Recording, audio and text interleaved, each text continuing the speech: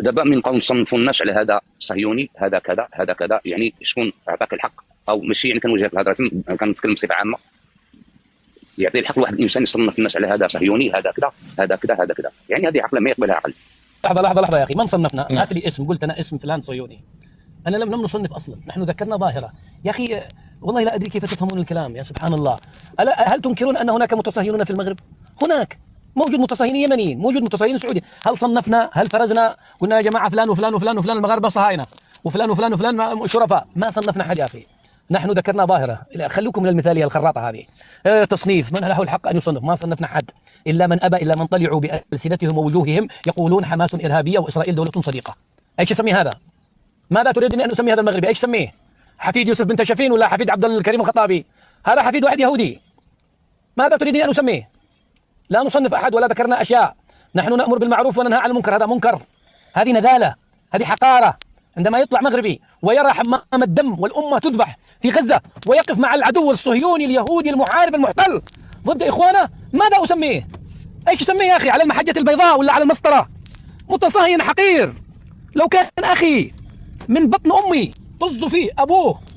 يا جماعة أنا قاطعني الزبون الذي طلع. شوفوا أقول لكم كلمة، هذا المنطق هذا عندما الإنسان يمتنع عن قول كلمة حق أنت تحتقر نفسك. أنا هنا سأدللكم وأصل لكم بتأصيل شرعي، مو من عندي، شرعية يعني من الشرع وليس من أسعد الشرعي. يا أخي لا يحقرن أحدكم نفسه. هكذا النبي صلى الله عليه وسلم يقول: لا يحقرن أحدكم نفسه. قيل يا رسول الله وهل يحقر أحدنا نفسه؟ قال: نعم، يكون في مجلس لله فيه مقال ويسكت. في مجلس، في لايف، في مكان ينبغي أن تقول كلمة حق في مثل هؤلاء المتصهينين، في مثل هؤلاء البياعين، فتسكت. هنا أنت إنسان حقير داخل ذاتك، تحتقر ذاتك، تحتقر نفسك، تحتقر شخصيتك. يا أخي هي عيشة واحدة، الواحد بيعيش عيشة واحدة، عيشوها بشرف، عيشوها بكلمة حق.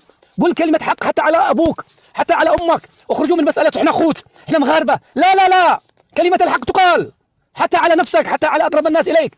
كل ما طلعنا نصنف لكم أو نقول لكم يا جماعة عندكم ظاهرة ظهرت بعطوفان الأقصى متصهينون، يطلع يقول لي من له الحق أن يصنف؟ لم نصنف، تكلمنا في العموم، وهذه كلمة حق، وهذا مجلس لله فيه مقال. ينبغي لكل إنسان حر شريف ابن ناس محترم يؤمن بالملكية ويؤمن بإمارة المؤمنين ويعرف كيف السياسة الملكية في بلده ويعرف مبادئ الإسلام ومبادئ الضمير الإنساني. أقل شيء إنسانية يا أخي. خليك من الملكية ومن المغربية والمغربية وكل هذه المعاني ويكون عندك إنسانية. غزة كل يوم 100,000 بني آدم يموتوا كأنهم عندك قطط، ويطلع واحد يقول حماس المسؤولة وحماس إرهابية وإسرائيل دولة صديقة. إسرائيل التي تقتل المسلمين هذا دولة صديقة، ثم أنت لا تريدنا أن نصنفه وأن نقول أنه صهيوني. لعنة الله على الحياة إذا سنعيشها بهذا الذل وبهذا الهوان الذي نحن فيه. شكرا.